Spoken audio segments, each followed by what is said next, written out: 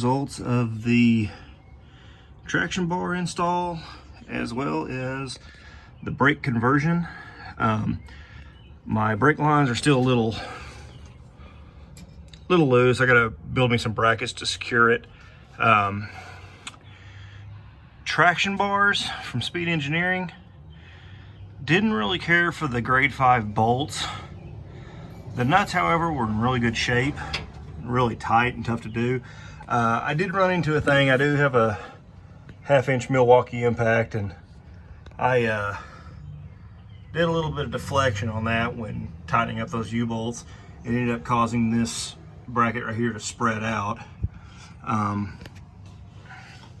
Other side, I was a little bit more gentle, so it didn't deflect as much. Those nuts on there, those are those like interference style nuts, and they are tight. Your front mounts, as you can see, they just kind of sandwich onto the leaf spring. The instructions say to actually drill through the that plate. There's 2 holes in the center of that. I don't know if that camera will pick it up. Kind of does. You can kind of see them there. To drill through that leaf spring, and that kind of locks everything in place and says it keeps it from sliding. Once again, when you're sandwiching those things together, it will deflect and it will cause that that lower plate to kind of spread out a little bit. I did have some of the bolts I did replace. The big ones I couldn't find, so I'm going to just leave them in there for the time being. But that's kind of the gist on how these operate. You know, just sits right there on the eyelet. It did seem to help the truck out on taking off. The suspension feels a little bit tighter. I don't know if that's my imagination or if that's the true case, but didn't really get a chance to do anything with the draggy. Like I said, here's the brakes. Those are just the GM K1500 brakes and pads. Basically, I just grabbed those part numbers off of 1320's website and just ordered them through my local Napa. But those parts from your local parts distributor, whoever you use, Napa, O'Reilly's, AutoZone, whichever, somewhere in the ballpark of anywhere from like $180 to $200. I made a video about chasing down calipers for out the salvage yard, and it turns out that it was actually cheaper for me to buy brand new rebuilt calipers than it was for me to actually find them and take them off something at the salvage yard. Like I said, I'm gonna have to build some brackets to fully secure those brake lines, just because I don't like them flopping around. But this was kind of a fun project. It was different. The sandwich plates that are on the leaf spring, I'm actually not real worried about drilling those for the time being. I do plan on lowering this truck, and it's going to get a set of Western Chassis 3-inch drop springs. So I'll probably just drill those, and that'll be the final install for them. So stick around for that. But the plans for dropping the truck will be those Western Chassis springs, along with the 2-inch shackles the truck already has, to give me about a 5-inch drop. And I've kind of been going back and forth on what I want to do on the front. I've seen the DJM suspension. That's what we had on that 2012 Silverado that we did the headers on. Helped pretty much install that system on there, and I really like their tubular control arms. So I'm thinking I'm probably just going to go ahead and go that route. They're a little bit more expensive, but it's a much better part.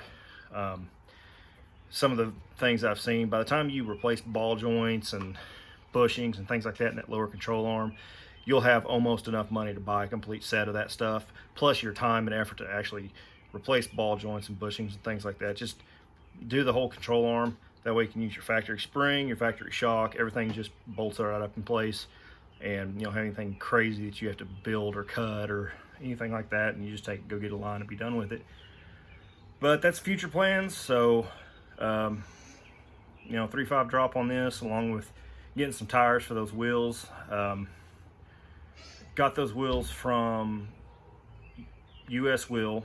They were a custom made 15 by 10 on a I think I told them a 6 3/4 backspace, but they actually sit and fit pretty well on there. Clears the brake calipers just barely. Being that it's a steel wheel, I don't think the brakes will actually clear a stick-on weight. I think it'll knock them off, so you may just have to do the old school hammer-on weights out on the edges. But like I said, these are steel wheels that I got from US General, or US Wheel, I'm sorry. So that's what I'm going to go with. So I don't have a whole lot into them, but good looking wheel. Service was great with those guys too, so just look those guys up if you need some custom wheels. So other than that, I'm going to get out of here and call it a day. Y'all have a good weekend. Catch you later.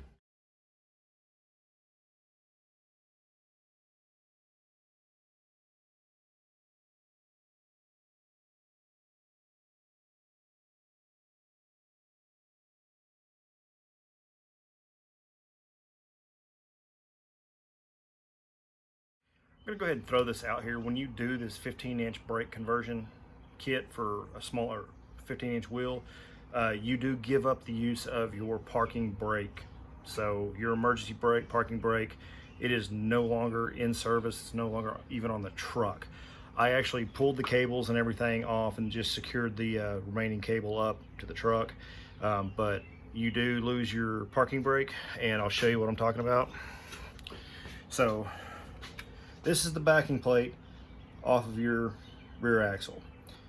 That big kind of horseshoe looking thing, that is your emergency brake. And where that rides is the inside of your rotor. This is my old rotor.